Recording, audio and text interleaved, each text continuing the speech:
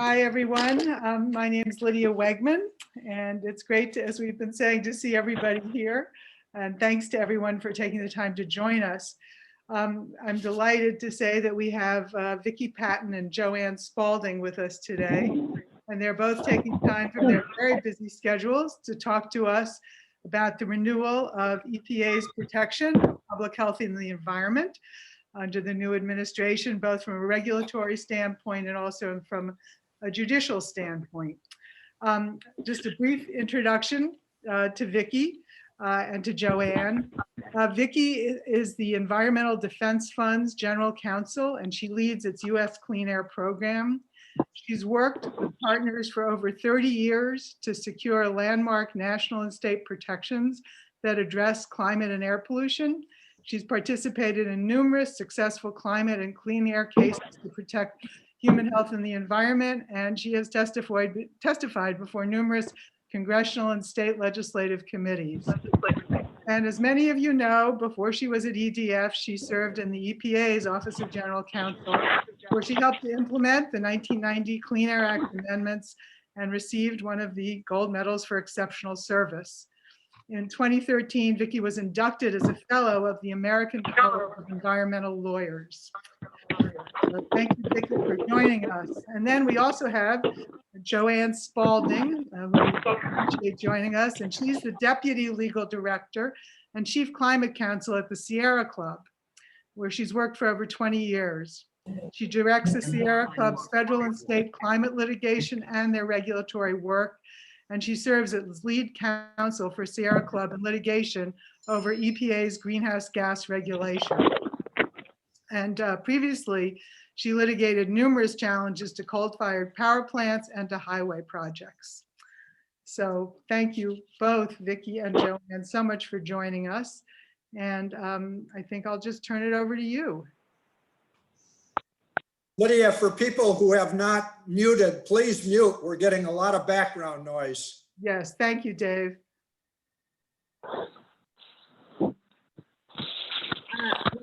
Thank you, Lydia, and thanks to all of you. It's really a privilege to be talking to so many EPA alumni, and a little daunting. You all are the experts. I feel like a little bit of an interloper here. But I'll just say that, so Vickie and I are going to give a little bit of a few preliminary comments. Then we'll dig in on some of the regulatory priorities that we've identified, and then I think we're going to have time for questions. And so, Chuck, I know you're moderating, so if there's anything that, anything direction you want to go, please feel free to chime in. EPA has been doing amazing work for half a century now, and the present moment may be the most critical time in the agency's history. The twin crises of climate change and inequality have become more urgent than ever. The science is showing us that we're running out of time to limit runaway global warming. And at the same time, people of color and low-income communities who already suffer the greatest risk from our fossil fuel economy are also most at risk from the impacts of our changing climate. Under President Obama, EPA took significant steps to remedy both of these crises, adopting rules like heavy and light duty vehicle and fuel standards, oil and gas methane standards, and a suite of rules that applied to power plants, including mercury and air toxics, cross-state air pollution rule, sulfur dioxide NAAQS, startup shutdown malfunction, regional haze, and of course the Clean Power Plan. And if it's not clear from that list, my focus is on air pollution. So for those of you who are water folks or toxics folks, I apologize for that. Although we do, obviously, there were water rules as well during the Obama administration, the effluent limitation guidelines and coal ash among two of the more important. Way back then, certain industry groups called this suite of health protections and climate measures a train wreck aimed at destroying the coal industry. But their complaints of overly aggressive regulation ignored that EPA was adopting each of these rules to fulfill its statutory obligations. Congress created this statutory scheme that requires EPA to set standards for a plethora of sources and engage in numerous concurrent rulemaking proceedings, with most sources subject to multiple rules. In fact, many of us in the NGO community thought the Obama administration could have done more. For example, we advocated that EPA set standards for existing sources in the oil and gas sector. And then with regard to MATS, the ozone NACs, the Clean Power Plan, we thought those all could have been stronger. But overall, EPA made significant strides in the right direction. So, of course, it was deeply discouraging when, instead of an administration interested in strengthening those public health protections and climate measures to achieve the pollution reductions that science demands, we got an administration to roll back every health and determined to roll back every health and climate safeguard adopted by the Obama EPA, plus a number of miscellaneous deregulatory measures left unfinished by the Bush administration, while dismantling the regulatory structure, destabilizing the scientific foundations, and sabotaging the mission of the agency. So now there's a heck of a lot of work to do to get back on track and to meet this moment of converging crises, not just by reinstating the rolled back rules, but by expanding and strengthening them. Fortunately, we have a new administration that has promised to do just that and is putting in place an experienced and dedicated leadership team that will value, support, and capitalize on the deep expertise of career staff. Given the exigencies of the moment, it will be essential for EPA to act quickly and efficiently, addressing sources comprehensively by tackling the full spectrum of pollution in coordinated rulemaking proceedings, prioritizing those sources that pose the greatest threat to public health, especially overburdened communities, and the greatest threat to the climate. So I'm going to pass it on now to Vickie for her opening remarks.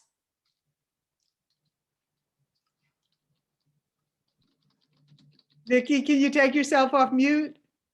Thank you so much, Joanne. As we were all gathering, Jack made a comment to Dorothy, just to thank Dorothy for mentoring him during his tenure at EPA. And I feel the same way with just so many of you. My experience at EPA, the privilege of working there during the formative moment of my career, was just of immeasurable value. And it's because of the people who mentored me and guided me, Lydia, John, so many of you. So it's just a huge privilege to be comparing notes with all of you, as Joanne said, at this really defining moment. The priorities we're going to touch on today are going to focus on three major sectors. And there's a reason, because when you look at the vast volume of health harming pollution, climate destabilizing pollution, it originates from the power sector, the transportation sector, cars and trucks and buses, and oil and gas. And it's really important that we recognize they're not just major sources of climate pollution, they are huge, over 60% of climate destabilizing pollution from those three sectors alone. They also, as Joanne indicated, cause enormous health harm and unjust health harm that's borne by communities that have been suffering and afflicted by pollution for far too long. As you all know, the pollution from cars and trucks get discharged from tailpipes and rolling smokestacks that are released in communities where people are living and going to school and going to work, at ports and warehouses. Oil and gas methane is a major source of climate accelerating pollution. Oil and gas development also discharges an enormous amount of benzene and volatile organic compounds and NOx. And we've got a map system on our website where you can enter where you live, and you can see the oil and gas development near your community, near your family, your neighborhood. And there are millions of people who live in close proximity to where this pollution is being discharged. So we also focus on these major source sectors because of the serious health harm and the injustice that results. We're also facing an economic crisis where many, many Americans are suffering economic anxiety, despair, uncertainty. People have lost jobs in huge numbers. And one of the unique opportunities, and I hope we can talk about it today and get all of your guidance based on your experience, is that we have an administration that's not only going to put in place, we hope, the next generation of pollution standards, and that's super, super important, but they'll pair that with major investments. They've begun talking about and developing the investments in infrastructure and manufacturing that will help ensure that as we're transitioning to zero emitting vehicles, we have the charging infrastructure to support that. As our manufacturers are making a major transition in retooling, we can ensure that we're helping incentivize those transitions and doing all that we possibly can to create high quality jobs in every community of the country, with no one left behind, and ensuring that where there are transitions in neighborhoods and communities, people are being supported. And we're making the investments at this moment as a society to help every single person. Every job matters. And there's a unique opportunity, unlike any, in my experience, where you have an administration that's willing to both take a major step forward in addressing pollution and also make major societal investments to help everyone along the way and help our society make this transition. There was a great piece in the New York Times Magazine over the weekend that's an insider's look at this, and it's worth reading. There was a piece in the Washington Post yesterday about this, and I think it's really important that we make these investments as a society to help with this big and important step forward. We also feel some urgency. We lost 4 years of just precious time. And, Joanne and I have been talking a lot about this. We'd like to see the next generation of pollution standards adopted by the fall of 2022. A number of us have lived through those moments where you come out of Labor Day and you're pivoting into those midterms, and policymakers get nervous, they get skittish. The political landscape is uncertain. And so we, are feeling an enormous sense of urgency to ensure that not only is the Trump mess addressed, and that's obviously a ton of work, but the next generation of pollution standards are adopted by the fall of 2022. That will also ensure that the administration can do the important work of defending him in court, at least for the first, round and first important, crucial round of litigation. The attack on science that Joanne mentioned is really serious. It's unlike any that I've experienced in my work at or with EPA. And so in addition to the priority of addressing these major sources of pollution, I'd say across the environmental community and conservation community, there's a wide and deep support for doing all that we can to help the agency rebuild its science capacity. There's a recognition that we all benefit and we're all protected when the agency can operate relying on the best available science. And so this is a broadly shared priority by everyone in the environmental community. And your thoughts about how we address that would be really welcome. I'm going to pivot now to science to dig in a little bit more before I hand off to Joanne to talk a little bit about some of these priorities. And one of the questions I have as we think about science, and I hope you'll share your thoughts about, is I was at the agency during the debate over the 97 NACs, and it was a really major effort by EPA examining the best available environmental epidemiology that indicated there were very serious health effects with fine particles.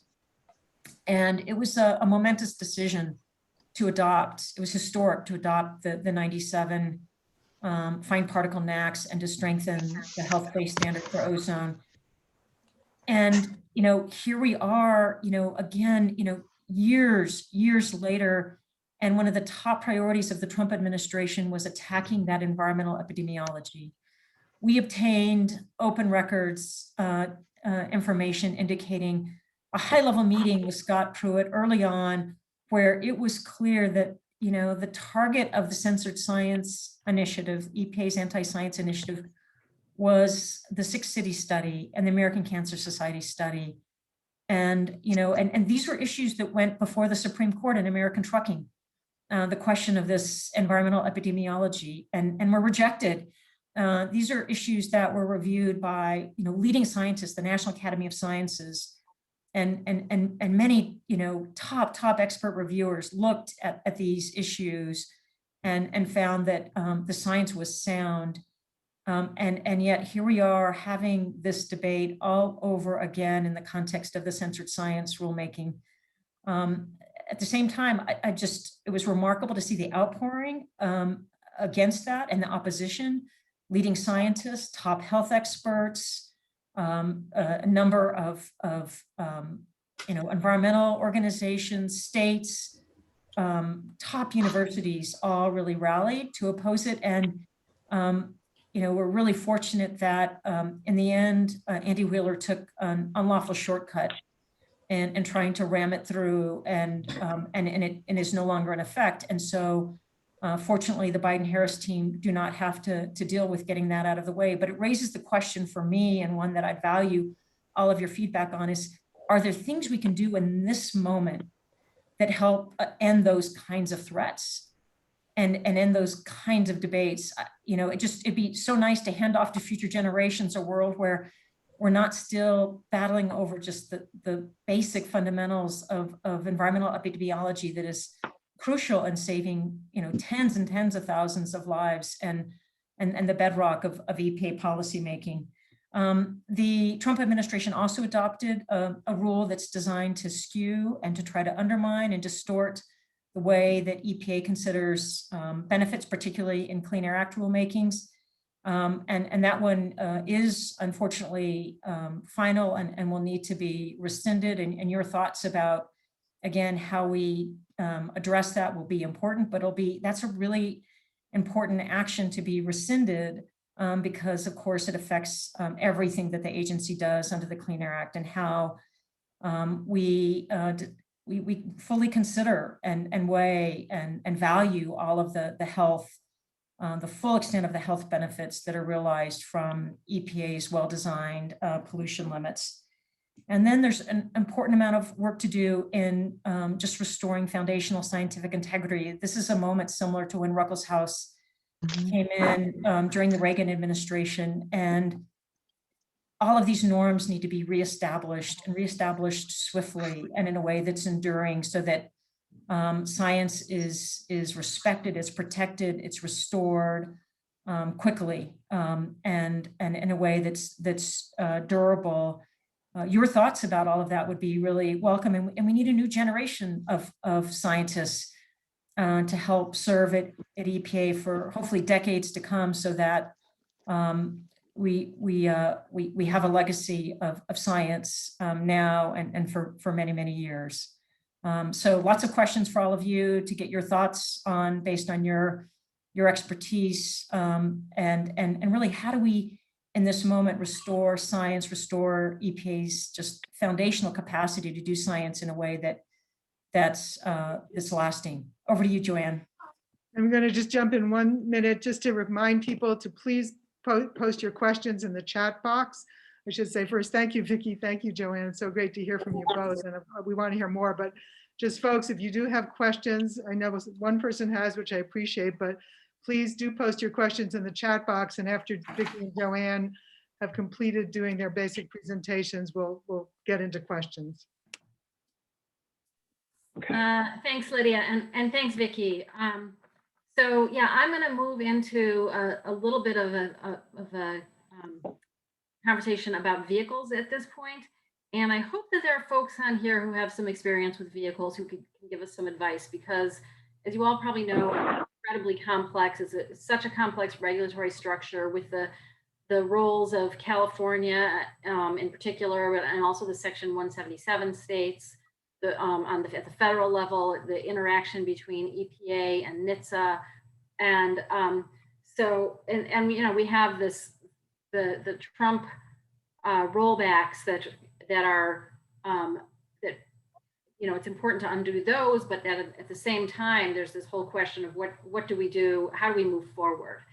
And so your advice on that will be really helpful. And I'm just going to lay the groundwork and just kind of get folks up to speed on our thinking. So on the light duty side, the Trump administration adopted the Safe One rule, which is the NHTSA's preemption rule, saying that that EPA preempted California and Section 177 state authority to regulate greenhouse gas emissions, and then the EPA's waiver withdrawal. Then with Safe 2, it's the rollback of the federal standards. So rather than a 5% year-over-year improvement, it's more like a 1.5% year-over-year improvement. President Biden's executive order calls for proposals on both of those to undo both of those later this year. I'm getting a little bit of echoing, so if people could mute, I'm not sure if it's on my end. No, if folks could remember to please mute themselves, that would be great. So with all of these, there's a process for undoing those, and the question will be, you know, will the litigation be held in abeyance? What actions, you know, presumably the Biden administration will propose rescinding those rollbacks, but it gets complicated because we've lost some years here. So, you know, California has been a leader in this space for decades, generations even. And so it's really important in this context to look at what California is doing. During the Trump administration, seeing what was happening at the federal level and the imminent withdrawal of its waiver, California entered an agreement with some automakers that would allow them to. It was essentially a deal that would allow them to comply with the California standards by complying with a weaker standard, but doing so nationally. And that agreement is something that, you know, it's possible it could govern in California and 177 states through 2026, if you know, as these federal rules are unwound. But it's just there are a lot of legal complications with that, and I'm not going to take the time to get into that at the moment. But California is also planning on doing its next generation of standards. Its Advanced Clean Cars rule, it will probably be finalized in 2022. They'll apply for a waiver. It'll take a couple years. So by 2024 or so, California should have its own standards in place. And they are looking at a multi-pollutant approach. The California's serious air quality problems justify really stringent standards with rapidly increasing ZEV mandate, regardless of greenhouse gases. And so at this point, California is planning on 100% ZEVs by 2035, according to Governor Newsom's executive order. And, you know, 177 states will probably follow suit, and more states are likely to become 177 states. So I'm going through the California regime because I think it will strongly influence the federal standards. The next round of standards at the federal level, there will be a process to reinstate something for these early years. We'll likely miss a couple of years because, you know, the model years are passing as we speak. But ultimately the goal should be for the federal standards to get to 100% zero emission vehicles like California. And our position is that EPA should take the lead in that rather than NHTSA. EPA has it is the agency with expertise in air pollution and has it's the only agency that can take that multi-pollutant approach from both an environmental and a regulatory perspective. NHTSA doesn't have that authority. In fact, NHTSA cannot even consider zero emission vehicles, which are going to be the primary means by which we reduce pollution from motor vehicles. So I'm going to stop there with light duty. I'll say a couple things about heavy duty vehicles. So diesel pollution from medium and heavy duty vehicles and buses is deadly and disproportionately harms low income communities and communities of color. They are more likely to live near freeways, ports, distribution centers, and other places where diesel engines and truck traffic is found. California, again, is taking a leadership role here and has already adopted an advanced clean truck standard that was approved in 2020. It has not yet received a waiver for that, but that is a potential basis for EPA to move forward, is doing something similar to California's standard. So I'm going to stop there on vehicles and pass it back to Vickie to talk about methane. Thanks so much, Joanne. The big focus moving forward in the next generation of protections for oil and gas pollution will be addressing the extensive amount of pollution from existing oil and gas activities. There are good building blocks that are well established by EPA for addressing new and modified sources under 111B. The challenge will be ensuring that we're addressing the extensive pollution discharged by existing oil and gas activity.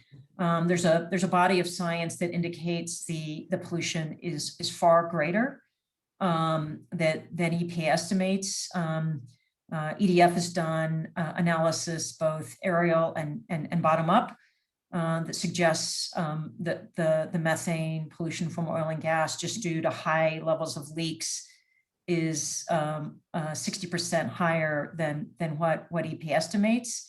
And of course, methane is a potent global warming pollutant, and on a short-term basis warms the planet at more than 80 times greater than carbon dioxide. So it's super important in making crucial near-term progress in addressing warming. There's a good foundation to build from in addressing existing sources. There are states like Colorado, like Wyoming, and many others that have been, in Pennsylvania, that have been moving forward with a wide variety of existing source pollution limits, some which are well along and have been improved and revised several times. And so we've got a lot of good information about how we can do this in a way that is really smart and well designed. There is increasing interest and recognition, even in the oil and gas community, that it needs to address methane. That's because of investor pressure. One of the important accountability mechanisms that emerged during the Trump era was the extent to which the investor community really weighed in and asked the private sector to be accountable for its harmful pollution, and put pressure on major companies to be constructive. And so a number of major companies, including Exxon and BP and Shell and others, are on the record supporting EPA pollution limits for oil and gas. In addition, the Edison Electric Institute just recently issued a statement asking the Biden administration to adopt strong and protective measures for existing oil and gas pollution. And that's because, to the extent the power sector is relying on gas-fired generation, it is it recognizes that there needs to be really comprehensive, well-designed, strong solutions to address upstream methane emissions that result from gas-fired generation. There's also some really good building blocks at EPA, a lot of important science, technology analysis. And one of the initiatives that survived the Trump administration, notwithstanding an attempt to roll it back, were the control technique guidelines for existing oil and gas that apply in ozone non-attainment areas. It's really important because those guidelines provide a really great roadmap, and states have been using them and addressing ozone forming pollution, and many of the solutions are the same. So it gives us a really strong basis for a partnership with the states in addressing the pollution from existing infrastructure. There's also been some really important technological innovation, principally in the area of the shift from solutions that are mitigating methane leaks to solutions that are eliminating.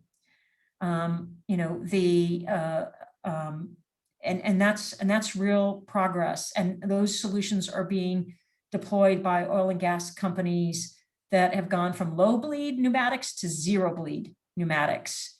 There's also some solutions in monitoring that are really important. And so since EPA last looked at this with seriousness of purpose, whole body of innovative monitoring that helps us ferret out the leaks as a society far more efficiently, so we can then mitigate those leaks. And so you have sensors, you have drones, a whole bunch of different technologies. And this is something that I'd love to kind of talk about and get your thoughts on. And that is, there's this really important moment that we have with the Biden administration to think about, how do we reimagine the Clean Air Act in this context where we have these advanced monitoring solutions?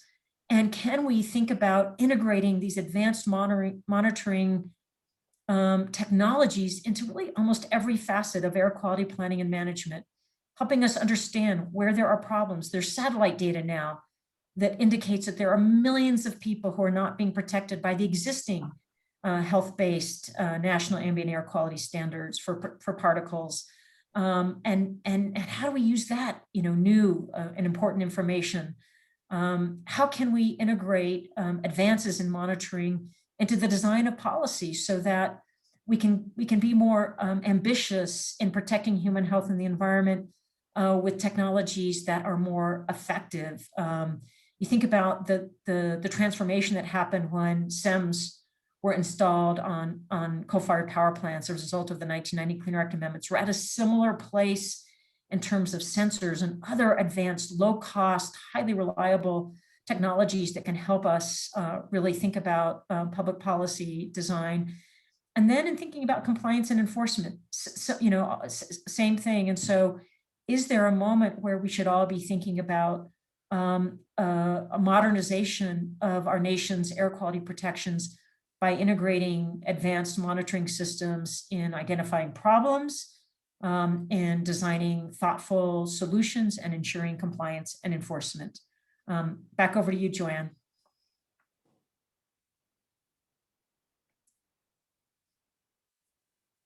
Thanks, Vicki.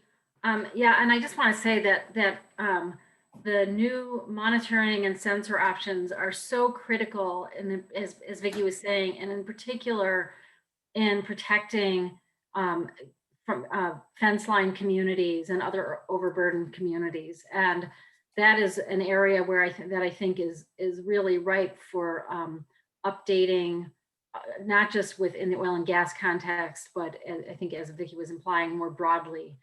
It's an area that I know our environmental justice partners are very interested in seeing more work done. I'm going to talk a little bit about power plants, and then I guess we'll open it up to a bigger conversation. So the nation's coal fleet is aging, and much of it actually still lacks modern pollution controls, despite that these plants have been around for decades, and that EPA has been regulating them for decades. Of the 174 gigawatts of coal-fired power plant that will be remaining after the announced retirements are accounted for, 134 gigawatts is missing at least one of the three primary air pollution control devices, whether that's a scrubber, a baghouse, or a selective catalytic reduction. So estimates indicate that these under-controlled coal units were responsible for nearly 2,000 heart attacks and over 21,000 asthma attacks in 2019. Low-income and minority communities are likely to suffer disproportionately from these harmful health effects. And sadly, the COVID pandemic has brought this disparity into sharper focus. There are several studies that have documented that people of color have suffered from higher rates of COVID, but they also are more likely to live in communities that are overburdened by pollution. A Harvard study found that each increase of 1 microgram per cubic meter in PM 2.5 is associated with a 15% increase in the COVID-19 death rate. So it's just one study that really dramatically shows how harmful these air pollution levels are to fence line and low income and overburdened communities, and also how much how great the possibility is for improving on that by controlling that pollution. So EPA can remedy these health harms through a combination of stronger rules and enforcement.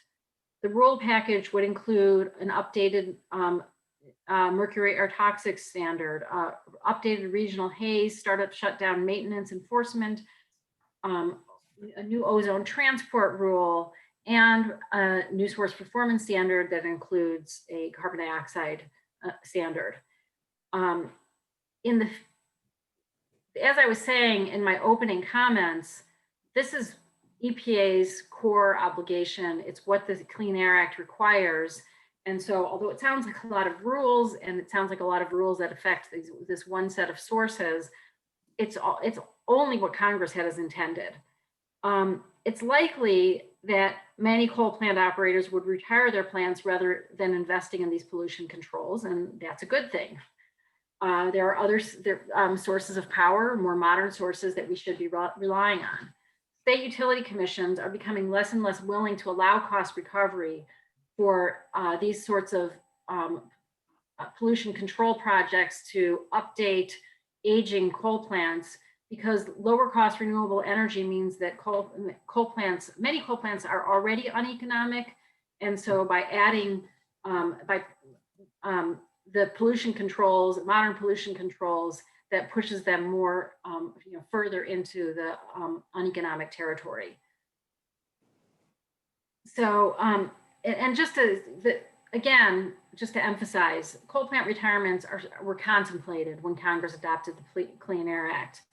And in fact, the pace of retirements announced during the Trump administration matched or maybe even exceeded, I'm not sure, that during the Obama administration. This is a trend that will continue, and but it's not gonna, it's something that these plants are still online. There's many of them, again, have not announced retirement, and EPA should continue to ratchet down the emission standards, make it more and more stringent to protect those communities.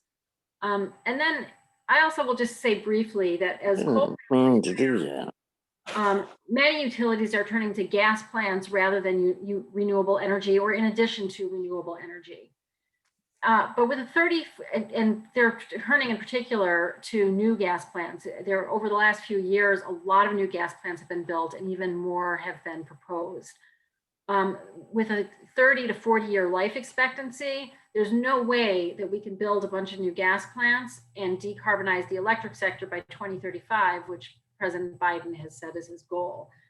The Obama CO2 standard for new gas plants was actually quite weak. And so that's one area that EPA could step in and do something significantly stronger. And there are other ways to get at gas plants as well, but I think we should, at this point, we're ready to open it up for answering questions and a bigger conversation.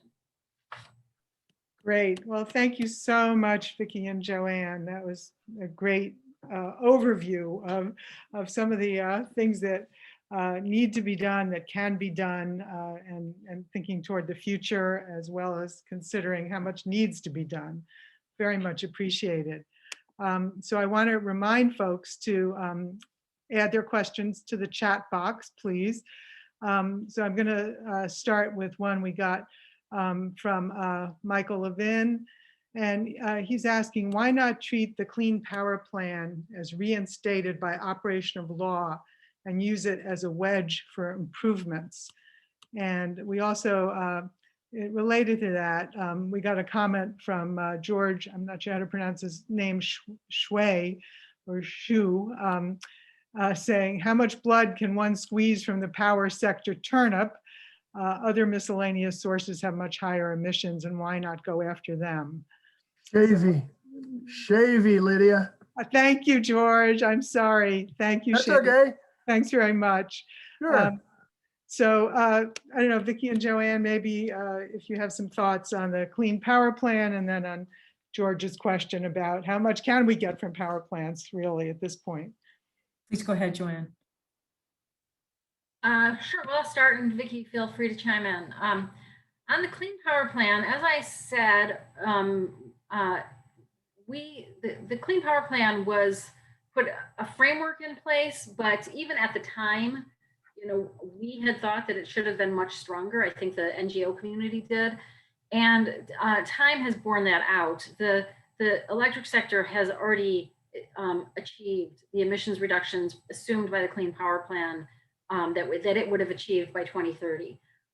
So putting it back into place doesn't really make sense. Many of the deadlines have passed, and it makes a lot more sense to EPA to do something that it takes into consideration the direction that the power sector is taking, as well as the dire need to act quickly in the face of the changing climate, where, you know, we're seeing the climate change so much more rapidly than even was contemplated in that rulemaking. So it just makes sense to proceed with something new. And then it's completely true that other source categories have emit a lot of pollution, and in particular, you know,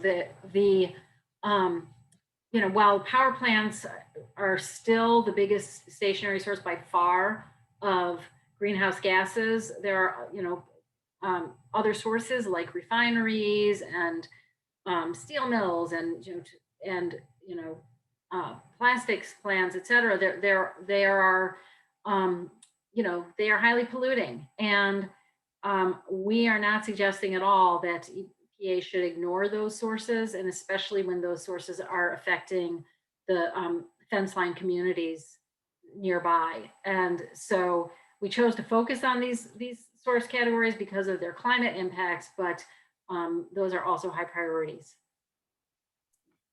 I would just add, and there's a comment from Terry about petrochemical facilities, and we share your concern, Terry, and really appreciate your flagging that, both existing and new. And Can you just say what the comment is that Terry made? Yeah, Terry said, you know, what about petrochemical facilities? We're seeing kind of a potential growth there as we see increasing plastic use, and as the oil and gas sector looks as plastics as a place for economic growth in the event of transportation electrification.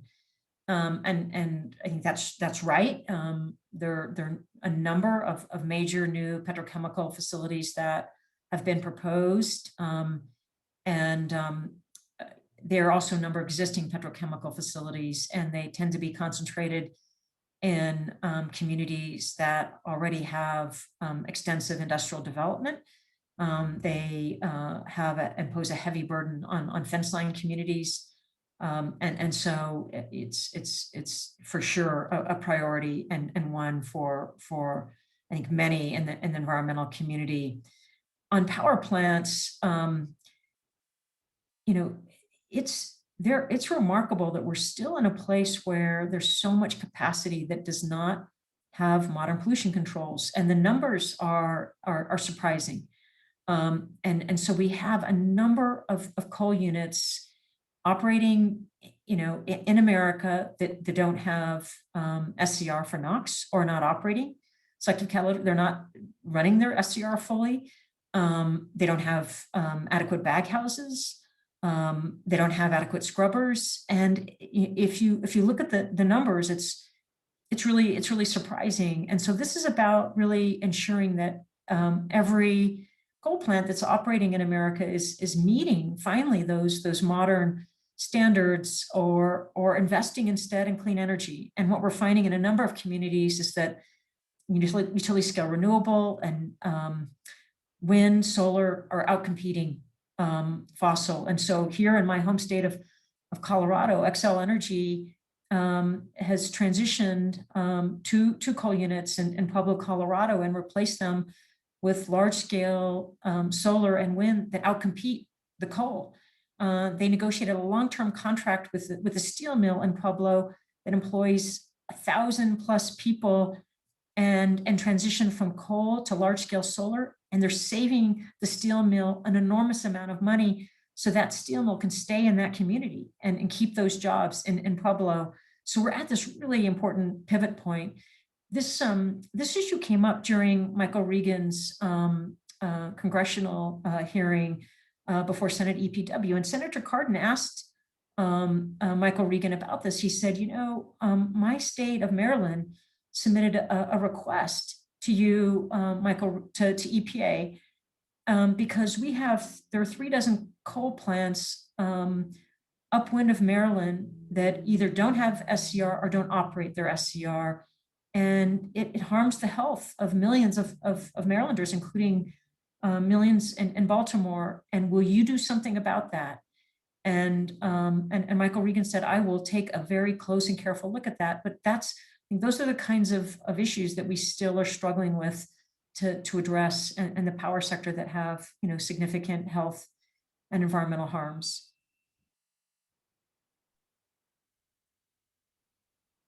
Great, thank you. I'll just add in here. John Bachman has a comment and a sort of a question, I guess, more a comment. He observes that power production will have to increase to the extent that the major solution to cars and trucks involves electrification. And of course, transport is the biggest sector. So he's saying it won't be a solution if we build gas plants to baseload for backup new renewable. I don't know if either of you wants to comment on that or not. I would just say it underscores the urgency of addressing the pollution from the power sector. And, because if we can address the array of harmful contaminants from the power sector, then you're plugging into clean, and you get these synergistic benefits. We're also seeing that there's a recognition from a wide variety of power companies in all parts of the country that we need to transition to clean swiftly. There's even a new alliance called ZETA, it's the Zero Emissions Transportation Association, and they have on their roster a number of major familiar power companies that are excited about this opportunity for transportation electrification, and also being held accountable to commit to address the pollution from their load, so that as we make this transition, we make it with zero emitting power. Could not be more important and more urgent. And we're seeing engine manufacturers actually be allies in calling for the power companies to step up and accelerate their transition to zero. Over to you, Joanne, to add more. Yeah, the only thing I would add is that the tools that EPA has are only one set of tools that the federal government has, and obviously states as well, to help with this transition. Part of the reason that we saw the reduction in CO2 emissions from the power sector was because of the extension of the production tax credit and the investment tax credits for wind and solar. And so there has to be parallel policies. There has to be investment in infrastructure. There are other agencies like FERC that have a role, And so it's not all on EPA's shoulders, fortunately.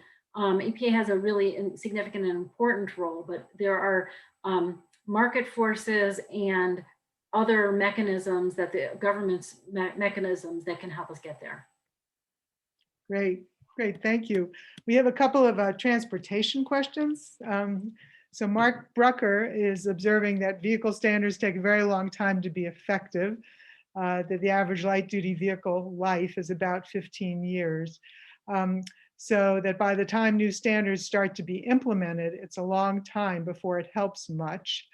And it would really help to have measures that create incentives to reduce dependence on motor vehicles. And then I'll just add to that, Susan Conti is asking about what is your or a legal posture for litigation ongoing by the rest of the automakers where they originally intervened in support of the Trump EPA safe rule.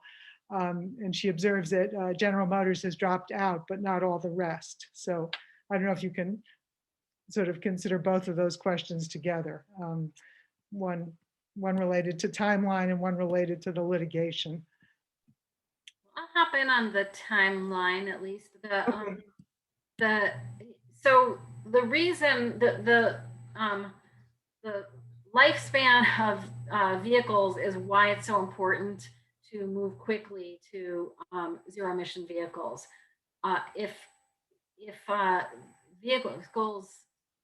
we move to zero emissions vehicles 100% by 2035, that would theoretically get us to zero from the transportation side, or from at least light duty vehicles, but we need to do the same with heavy duty and medium duty vehicles, but that would get us to zero by 2050.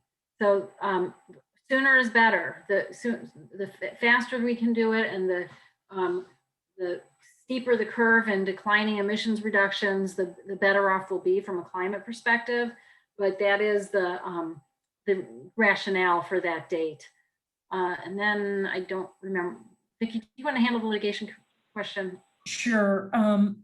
There's two major areas of litigation.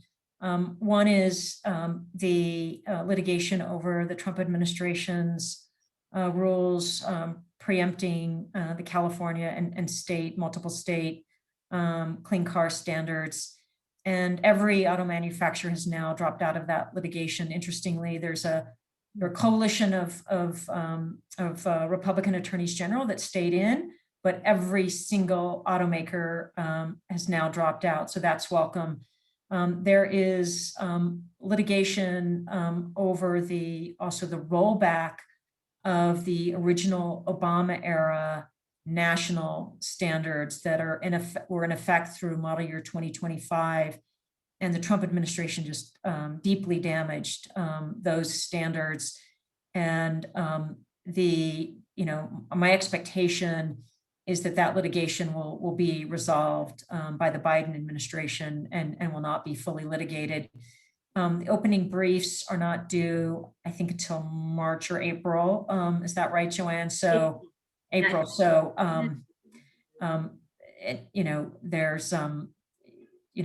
there's still all of the parties are still in that litigation.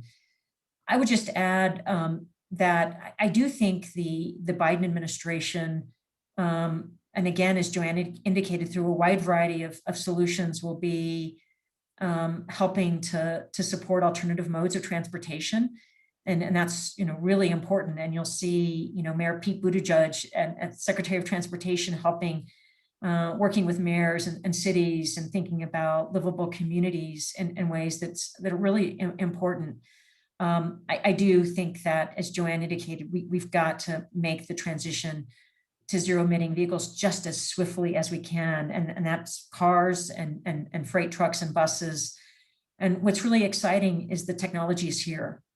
And there's a moment where I think you'll see congressional support for the charging infrastructure, the manufacturing transition, but the solutions are here. Ford announced just recently that it's doubling its investments in zero emitting vehicles to $22 billion. GM announced recently a $27 billion investment in zero emitting vehicles and its intent to phase out all Good gasoline vehicles by 2035. And yesterday it introduced the first electric SUV and did that in partnership with Walt Disney. Circle K is now saying, we helped provide the charging infrastructure in Norway. We're ready to provide the charging structure here in America. And so we're seeing kind of a pivot, unlike any in our lives, to these zero emitting solutions and vehicles that look like all of the vehicles that millions of Americans know and drive and are comfortable with, but that perform better and are cleaner. And that's an enormous opportunity for all of us to seize. Great, thank you. Yeah, Jack Fowle had a question related to the risks of litigation about what would be, what were your thoughts about partnerships with other agencies in the private sector? And you've really said a lot about that. I don't know if there's anything more you want to say about how can we build partnerships at EPA to Jack also observes that there's been a significant loss of seasoned staff and a brain drain at EPA. So he says, in the spirit of the art of the possible, what should be the focus and timeline for some of these urgent actions? And it's, from what you're saying, it sounds like a lot of work is underway already, working with partnerships to try to move things forward. But do you have any further thoughts on a timeline here for what should come first, prioritizing among all these things? Everything all at once. Let's hope so. We have had conversations, many of us have had conversations with career staff who are so excited about this transition to a new administration and about the opportunities that it presents. And you all know these folks, they're experts, they're professionals, they've been thinking this through, and they haven't been just sitting on their hands waiting. And they have all sorts of ideas about how to do this efficiently and comprehensively. And that's part of the reason that we wanted to focus to some extent on this multi-pollutant approach, because you can get at a sector if you do coordinated rulemakings. It's easier to do the rulemakings quickly, and as Vickie pointed out, we really want to see these rules finalized in the second year of the Biden administration so that we actually have time to defend them in court. But it is, the agency has suffered losses, I think. I've asked career staff about that, and you all, I'm sure, have your own connections, but way more than I do with career staff. And what I'm hearing is, there are still a lot of people here who want to do some, really fantastic things, and they are chomping at the bit to be able to do that. Well, that's very good to hear. I've heard the same. So John Calcagni asked, is it time to reconsider a cash for clunkers program for those who buy electric cars and trade in a gas-powered vehicle? We'll see if that gets reignited, as it were. John also asked, what would you think about a more focused effort on state-managed programs such as CTGs, which you mentioned, Vickie, and PSD, regional haze, pollution prevention, maintenance plans for criteria pollutants, which all of which can provide substantial benefits. They've been effective in the past and are less subject to repeal if there's a national shift. Would you think that would be a good path for EPA to follow, trying to do some of those guideline programs and rules that get passed along to the states? Either of you have any thoughts on that? I'll just touch on the cash for clunkers. There is an active debate right now on the idea of legislation that would strengthen and expand the consumer incentives for purchasing electric vehicles in a way that provides the incentive for more vehicles as we grow demand and consumer interest in those vehicles, and also ensures that the tax benefits are realized at the point of purchase. The way the program is currently designed, you don't realize the benefits until you file your taxes and receive whatever treatment it results in. And so people talk about that at the point of purchase, the point of the hood. And so consumers see that benefit immediately, and lots of discussion. And there've been, I think, some programs in Europe as part of Europe's efforts to respond to the economic crisis in a way that also addresses climate change, that I think people are looking at as well. And John, if you've got any suggestions about how to design it better and improve upon and learn from lessons from the past, I think now's the time for sure. Over to you, Joanne, to talk about some of the state programs. So I don't have anything specific to say, except to the extent that I agree that yes, absolutely, we should be, and actually I work a lot with Bruce Buckheit, who you all may know, and he keeps saying his pitch has been, there are all sorts of things that the regions can do to help EPA efficiently move forward on these regulatory frameworks. And EPA would be well advised to push a lot of this work out to the regions, because they are, staffed, with professionals at the same way headquarters is, and they could do a lot of this work. And, there are all sorts of absolutely regional haze, the section 126 petitions that Vickie was talking about earlier, SO2 non-attainment area designations. There's all sorts of things that could be happening at state level that would really help this. Great. Yeah, very encouraging. Thank you. Tom DeVanzo says that zero emitting does not mean zero impact. And he mentions lithium mining, for example. And, I guess, this speaking multi-pollutant and multimedia again, I don't know if either of you have any thoughts on how that can be managed. Super important issue. And I think there are a lot of practices emerging, but it's just urgent. It's got to get addressed. We've got to have truly best mining practices, and they've got to be humane. There's some examples in Canada where Canada is trying to really develop best practices.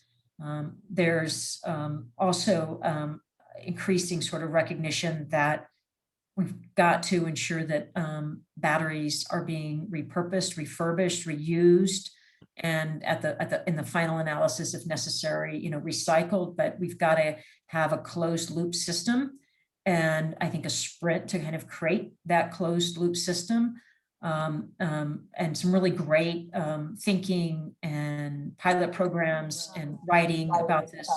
But we've got to translate it into action, and it's quite urgent. I would just add that it's a matter also of our national security and our industrial security, that we do this here in America. There's a great Wall Street Journal article 2 Fridays ago, where the Wall Street Journal was examining the extent of which, batteries are the linchpin in clean energy. They're the linchpin in our cars, in our trucks, and in our power systems. And those batteries right now are being manufactured in China, and those batteries are being manufactured increasingly in Europe. And so if we need to be, we need to have the supply chain issues here handled, managed, and the battery manufacturing here and handled and managed and done sustainably. But we also have a national security issue, competitiveness issues to get our arms around this and to be part of this race. And you've heard President Biden say over the last few days, he said this at the end of last week, China's eating our lunch, and what he's talking about is batteries. Yeah, very good point. I want to just encourage anyone who has any other questions to send them in. I'm going to take the advantage of being the moderator and ask a question about national ambient air quality standards and where you see those, fitting in the sort of regulatory scheme of importance. There's so much to do, obviously, on climate and power plants and vehicles, as we've been discussing.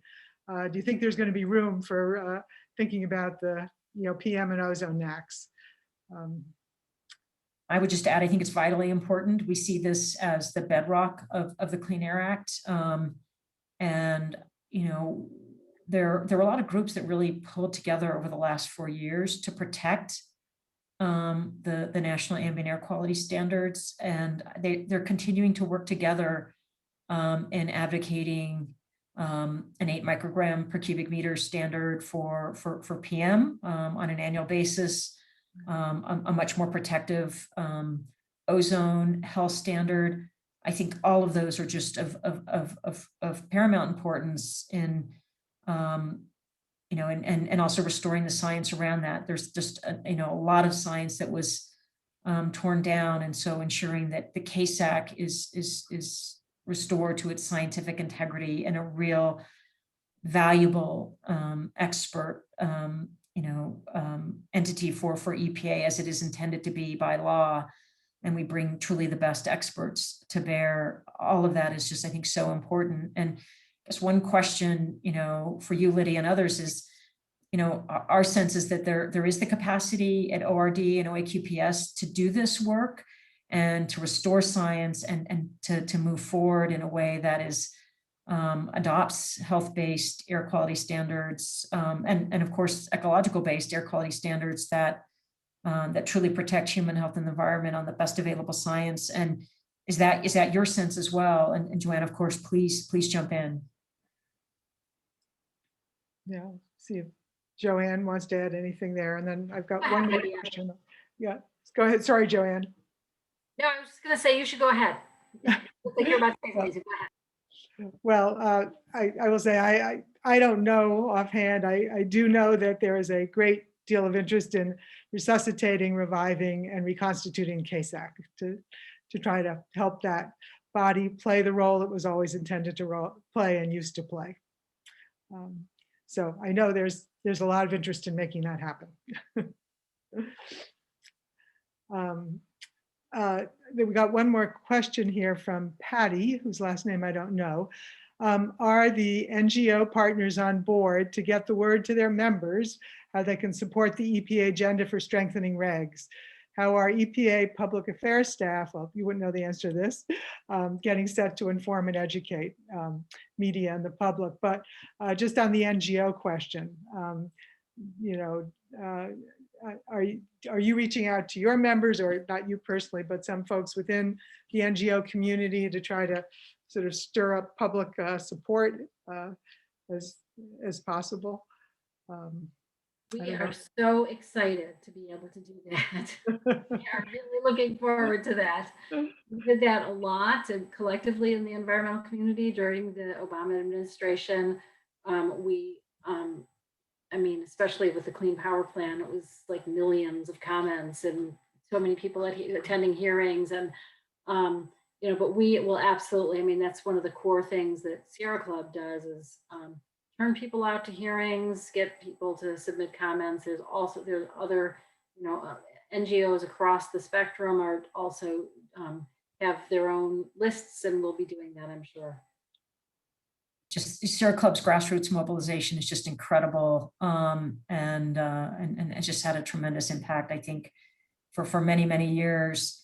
I'm hopeful that the American people have an even deeper appreciation now for EPA and its mission and ensuring that every American has clean air to breathe and clean water to drink, we're certainly going to be devoting this, extensive resources to supporting EPA's efforts. Patty on policymaking, so appreciate that question. We will also be, conveying our gratitude, Patty, to the EPA staff. We have an affiliated organization called Moms Clean Air Force, and They were handing out Valentines to EPA staff just recently, of course, with masks and careful social distancing. But we want the EPA staff to know how deeply we appreciate their public service. Well, that's great. And I should note, Vickie, that you were a co-founder, I believe, of Moms for Clean Air. Let's see, is it Moms Clean Air Force? So it's great. It's great to have everyone engaged this way. Well, unless there are more questions, I think we are about done. And I have just a couple of small announcements, but first I just want to thank Vickie and Joanne so much for participating in this session. It's been just great for me, and I hope for everyone else who's been on the call with us. So, you know, I just hope all your work goes well. We all look forward to, you know, having you as actively involved as you are and will continue to be. It's just really great. So just for the EPA membership quickly, we're going to have another Alumni Academy session on March 24th at 4 p.m. Eastern Time. And it's called A Tale of Two Rivers, the Potomac River and the Rio Grande, how public action can protect local rivers. And Nancy Stoner and Miguel Flores will be the presenters at that session. And we hope that you all will join the discussion of how local communities are working to protect two of America's greatest rivers. And the public, of course, can help in this effort. So please do join us for that. And there'll be another announcement going out to the membership at the beginning of March. And then I also want to encourage others who have not yet joined to join the EPA Alumni Association. We're very glad that we hope some current EPA employees were on the call today. And I'll just remind folks that you are eligible to join the association if you served for one continuous year as a federal employee before leaving the agency, or you are a current EPA employee who is eligible to retire. And you can always go on our website and there's a join button on the front page. So we encourage folks to join if you haven't already. So again, Vickie, Joanne, thank you. And thank you to everybody who joined the call and participated and offered questions. Thank you all. Be well, stay healthy. Thank you so much. You too. Bye-bye.